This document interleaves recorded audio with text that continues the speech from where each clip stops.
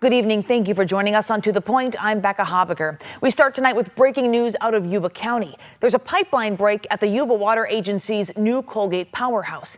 Take a look at the map here. This is south of the town of Dobbins and sits off the Yuba River in Yuba County. Now we want to show you a live look at the outage map that shows thousands of PG&E customers impacted. This is in the areas around Dobbins, off the Highway 49 corridor and down to the Lake Wildwood area. And here's a look at the broken pipe. PG&E says that break flooded a substation, causing those major power outages. You can see in these photos from CAL FIRE the massive flooding happening right now. This just in, CAL FIRE says they found one person who was initially unaccounted for. That person has been rescued and taken to the hospital. Fortunately, all others are accounted for. And we received a new statement just in from State Senator Megan Daly. She tells ABC 10, quote, "My team is monitoring this incident and we hope to understand more about what happened as the search and rescue efforts continue. My prayers are with the families and the first responders as they work to get everyone home safely." And according to the Yuba Water Agency, water flows from the New Bullards Bar Dam in a nearly 5-mile tunnel to new Colgate Powerhouse to generate electricity. In a video online, they say this helps California meet its clean energy goals, creating a flexible source of energy. The power is sold on the open market, creating revenue in Yuba County. I want to bring in meteorologist now, Brendan Minsheff. Brendan, you say the Yuba Water Agency also mentions online that the tunnel and pipe were getting upgrades starting this past fall. Yeah, that's correct. So upgrades started in September of this past year and were slated to continue through next month. But here's the thing. The peak of that work was supposed to happen this month, and a lot of that work that was happening was all about upgrading the tunnel and the Colgate Powerhouse to improve reliability of the water operations that Yuba Water does. So, for instance, upgrading critical protective valves on the tunnel, reinforcing the tunnel and removing debris and other things that could cause a failure. Now, we don't know if there was active construction or upgrades happening at this exact moment today when there were issues, obviously, up there. We will obviously come to know all of these things, but it seems that may or may not be related, but certainly those upgrades were meant to prevent something like this from happening. Yeah, definitely a question that we will be asking as to the cause of this and whether it was related to those upgrades. Yep. We have reached out to the Yuba County Water Agency for more information. We are waiting to hear back, and we're trying to get an interview with them and have a crew on the way. We'll, of course, have more updates online and late news tonight at 11. Brendan, thank you so much. Yep. And you can stay up to date on this breaking news and more on the free ABC 10 TV streaming app. Well, developing news tonight, the Sacramento City Unified School District Board of Education will close more than 400 positions for this coming school year. At least they voted to possibly close them. They did this last night. Not all will end in layoffs, though, when all is said and done. Still, this is an early step in the process of making cuts to close a $113 million budget deficit for the next school year. In a special meeting of the Sacramento City Unified School District Board of Education Thursday evening, and special meetings are not broadcast or streamed, board members approved more than 400 positions for closure. They range from some instructional aides and food service employees to occupational therapists and security officers, even some teachers. About a quarter of those more than 400 positions are currently vacant, and the board paused voting on about 45 other positions until a future meeting. I wish that the public didn't have to see this step one technical part of things because it's anxiety provoking and it's not what's really going to ultimately happen. Nikki Davis-Malevsky, president of the Sacramento City Teachers Association, says this list of hundreds of positions does not yet, at this point, reflect other important factors, including how many existing teachers and staff members are retiring or resigning, and how many positions the district will have to hire for at schools where enrollment is growing. The number of closures is just step one in our district's long process of balancing out its staffing. This is much higher than what will actually be laid off. So while this list is not final, there will eventually be cuts. Sac City Unified faces a $113 million deficit next school year. That's after barely avoiding insolvency and a state takeover this current school year. And we hope that the new interim superintendent and these board members find a way for everyone to sacrifice a little bit so we can benefit our students as most as possible. Garrett Kirkland is president of United Professional Educators AFSA Local 154 AFL-CIO. Even though district leaders say they want to keep cuts as far from the classroom as possible, Kirkland says students will still feel the impacts. It's going to affect everything in our district. This deficit is not going to be able to not affect kids. The less certainty we get, the harder it is for us to be stable for our students and our school community. The district has a deadline of March 15th to issue preliminary layoff notices and May 15th for final notices. Davis Malevsky says even then, things can change. As a school psychologist, I've probably been laid off 6 times. And every time I waited and came back because, this is the district that I love. At yesterday's special meeting, only 4 of the 7 school board members were present. They voted 3-1 to close the positions I mentioned, but some of the positions require a full majority, so board members will take that up likely at their next meeting on Thursday. Well, we want to bring you an update tonight. The San Francisco teachers strike. Students will return to the classroom next week after a tentative deal was reached this morning between the school district and the teachers union. The $183 million deal includes an 8.5% pay increase for non-teaching staff and a 5% raise for teachers and other school employees. The 2-year contract also expands health care benefits. Schools will remain closed through Tuesday for President's Day and Lunar New Year holidays and are set to reopen on Wednesday. A Republican lawmaker wants to change how much power the governor has during a state of emergency. Assemblymember James Gallagher says Governor Newsom had too much power during the pandemic, and he wants to make sure that never happens again. ABC 10 State Matters political reporter Jenny Ha explains. In emergencies, it's certainly important that we have an executive that has the power to do things quickly. But there needs to be a balance. Republican Assemblymember James Gallagher is pushing legislation that would limit any state of emergency declared by the governor to 90 days. Any extension would need the legislature's vote. Hey, are things being done properly? Is there some oversight? Is there a need for further emergency powers or not? And I think that was a problem during COVID-19, is that this just extended for a very long time. Under the California Emergency Services Act, which was established in 1970 by Governor Ronald Reagan, the governor has the authority to proclaim a state of emergency in areas affected or likely to be affected by any emergency. That gives him the authority over the legislature to dedicate state and federal resources. Is to cut through the proverbial red tape and expedite procedures and funding. Per the Nonpartisan Legislative Analyst's Office, in these situations, the governor has extensive authorities, often exercised through executive orders. Take the pandemic. According to his website, Governor Newsom issued 58 COVID-related executive orders. Newsom declared a state of emergency in March 2020, then stay-at-home orders 2 weeks later. The state did not fully reopen until June 2021. A lot of people, Democrats and Republicans, last time who felt like there needed to be more role for the legislature. And Newsom did face legal challenges over some of his orders, like mask mandates and the forced closure of businesses. The courts largely sided with Newsom, citing unprecedented times.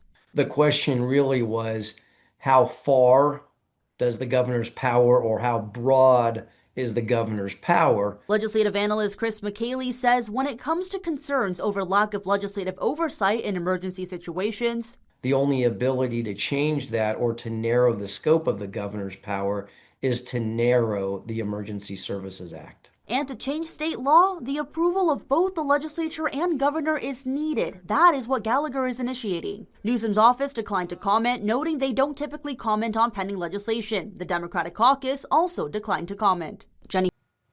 We reached out to various groups representing local restaurants, businesses, and jurisdictions to ask about the local impacts of state mandates. They declined to comment as the bill is still in its early stages. Well, the legislature will explore a bipartisan bill to make remote work a permanent option for state employees. Assembly Bill 1729 comes as Governor Newsom's July 1st deadline for most workers to return to the office at least 4 days a week fast approaches. Democratic Assembly member Alex Lee and Republican Assembly member Josh Hoover say telework offers more flexibility, reduces traffic congestion, and is more economic. So there is a lot of new economic opportunities that we don't have to rely on an outdated 1960s cubicle kind of sense. I represent workers in Silicon Valley who go into the office like twice a week maybe, and they still work for some of the most record-breaking profit-making corporations in the world. The bill would also require state agencies to provide clear justification as to why in-person work is needed and would create a dashboard highlighting the benefits of working from home. The governor said this when asked about the bill during an unrelated press conference Tuesday. We got to get these downtowns moving again. Got a sense of community and place. I'm supporting the local deli. It's been around 20, 30 years. That doesn't know if they can last another 20, 30 days. I'm for a sense of community and energy and daring. I'm for serendipity. I'm for relationships. I'm for bonds being formed. I'm for young people having a chance to be seen and heard. And my opinion has been consistent, and I hope was just reinforced very clearly in terms of the comments I just made. In 2024, Newsom drew backlash, especially from unions representing state workers, for mandating in-person work at least 2 days a week. Then last year, he signed an executive order extending the requirement to 4 days in the office, but his office delayed implementation until this coming July, following strong pushback. The proposed bill is set for discussion in coming weeks, by the way, in its first committee hearing. Well, still ahead on To the Point, the Department of Homeland Security hours away from shutting down. Funding running out as lawmakers leave for a 10-day break. And although it's been very spring-like the last 48 hours, that is all about to change. Still tracking a big winter storm bringing a lot of snow to the high country. That comes in on Sunday, and I've got the forecast after the break. ABC 10 meteorologist Brendan Minchef joins us now with a warm day before the storm, huh? Yeah, another spring-like day today. Made it to 66 in Sacramento, 67 in Stockton, and 66 in Modesto. But this is not the weather we are going to have for this long holiday weekend. Still near 60 tomorrow, but big changes are on the way. 59 right now in Sacramento, 59 in Stockton, 61 in Modesto, 50 in Placerville, and 30s up in the high country. Starting Saturday morning off in those low to mid 40s in the valley with building clouds. We're not going to see a lot of clear skies going forward. That starts in the morning, and most of tomorrow looks to be mostly cloudy to completely overcast. Temperatures in the upper 50s and low 60s in the valley, similar in the foothills, mid 40s in the high country. I expect us to be dry on Saturday, but that changes by the time we get to Sunday, and certainly will not be the case as we go through the first half of next week. We've already got some weather alerts out. Wind advisory in the valley, gusts up to about 45 miles per hour. Winter storm watch in the Sierra, but also out in the coastal range. We've got that winter storm watch. That begins 10 p.m. on Sunday, continues until 10 p.m. on Wednesday. All right, here's Futurecast. We're going to see nothing tomorrow except clouds. So if you have Valentine's plans, there's really no weather issues tomorrow. You'll be just fine. Cooler than where we were today. I mean, we were 66 today. We're going to be about 59, 60 tomorrow across most of the valley. Starting to see, this is now late Saturday, starting to see a few showers building in from the coast, but really the main event doesn't arrive until we get towards Sunday morning. This is 8 o'clock in the morning on Sunday. Plenty of rain out along the coast and coastal range. Not much in the valley till we get towards lunchtime. That's now 2 o'clock on Sunday, and we're seeing those showers building in, and this is going to be moderate to heavy rain at times. So you're definitely going to need the umbrella. Not saying Sunday will be complete washout, but we're talking about some heavy rain at times through the afternoon. This is now 6 p.m. on Sunday. Still waiting to see that snow, but it does develop after sunset. Once we get into the late evening, early morning hours, this is 11 p.m. on Sunday, then we really start to see that snow picking up in the high country. Zooming out for all of Northern California as we go into Monday afternoon, plenty of snow, including up near Shasta. We could see up to a foot of snow along Interstate 5 near Shasta over the next several days through the stretch of this storm. So heavy rain, heavy snow on Monday for Northern California, similar on Tuesday. And although things do start to become a little bit more scattered for Wednesday, we're still looking at widespread rain and widespread snow on Wednesday. So how much rain? Well, models are a little bit further apart, but they are increasing our rain total. So we're looking at about 2 inches to 3 inches on the American model, the European model, 2 to almost 4 inches of rain in the valley, but even more snow in the high country. So the American model here showing 80 inches or so at places like Kirkwood, 70 inches up at Donner. That's still, I think, slightly on the high end, but the European model's also increasing those snow totals here. we're looking at 60 to 70 inches across highways 88 and 4. So your last chance to get back down from Tahoe is going to be Sunday night. Then you're really not going to be able to drive from Sunday through Wednesday. Becca. Great warnings, Brendan. Thank you so much. Well, showdown this weekend with no funding deal for the Department of Homeland Security. What it means for essential agencies if the clock runs out. A shutdown of the Department of Homeland Security is all but certain this weekend after lawmakers left town for a planned recess with no funding deal in place. In exchange for supporting funding for other departments through September 30th, Democrats demanded more time to negotiate reforms to immigration enforcement operations. This came after the shooting deaths of Alex Preddy and Renee Good by federal immigration agents last month in Minnesota. Funding for ICE and the Department of Homeland Security should not move forward in the absence of dramatic changes that are bold, meaningful, and transformational. Democrats are demanding tighter parameters around search and arrest warrants and requiring immigration and customs enforcement agents to wear body cameras and remove masks. Republicans have said no to nearly all of those ideas and noted last summer's so-called One Big Beautiful Bill gave DHS about $165 billion in funding. The ICE funding is already done for the entirety of the Trump administration, so they're not affecting that in any way. And we'll be right back after this.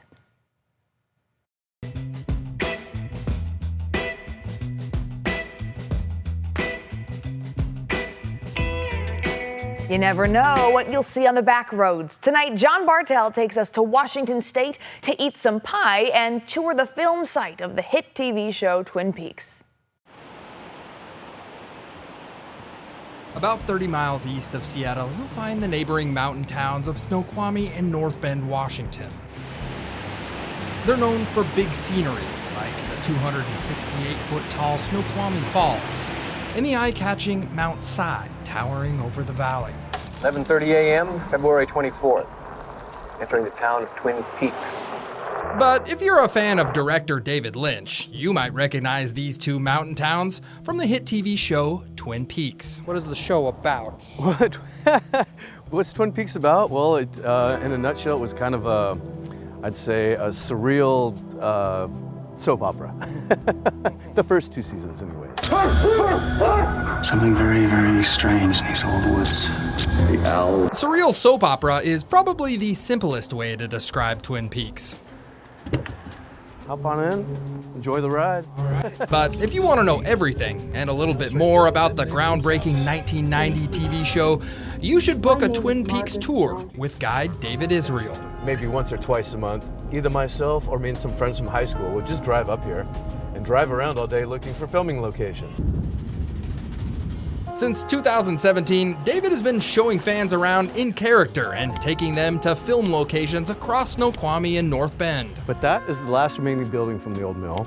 That's the last remaining smokestack, and this right here was the Twin Peaks Sheriff Station. Twin Peaks aired on ABC from 1990 to 1991, then came back 25 years later on Showtime in 2017. Good Lord, Laura. It starts as a small-town murder mystery with one question: who killed Laura Palmer? And from there, it spirals into dream logic, dark humor, and supernatural dread. Oh, and the show is also about coffee and pie. The thing we sell the highest quantity of is for sure the cherry pie and coffee. Max Spears is co-owner of the Tweed Cafe, or the RR Cafe in the show, which is the backdrop for many scenes because of its pie and coffee. This is, excuse me, a damn fine cup of coffee.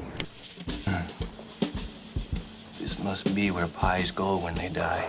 How much cherry pie are you guys serving here? We're doing like 100 to 150 pies a week. A lot of that pie and coffee is going to a constant line of Twin Peaks fans that visit the area. Cinematography is great, the story is great, and there's moments where it's absolutely terrifying. And it just is such a great show. We usually watch it, we rewatch the series every couple of years just for fun. There's a lot of stops along the way. The Roadhouse, Ed and Nadine's house, even the iconic Trestle Bridge. But to hit them all, you'll have to take a tour of your own. On the Twin Peaks tour in Twin Peaks, Washington, I'm John Bartel. Hope to see you on the back roads. And you can find more Bartell's Backroads destinations on the ABC 10 TV streaming app. They're all under the Shows tab. You can scroll down to Travel, Bartell's Backroads. It's free to download to your TV. Well, we continue following the breaking news out of Yuba County. The Yuba Water Agency's new Colgate Powerhouse experienced a broken pipe and water flooded a PG&E substation, knocking out power to thousands of customers. We just had a live update from officials there. They say the area is safe right now. Everyone is accounted for, and they don't know a lot at this point. We have a crew heading that way now, and we'll have more at late news tonight at 11. Keep following us there and online. And you can always download our free ABC 10 streaming app to your TV. Have a great night.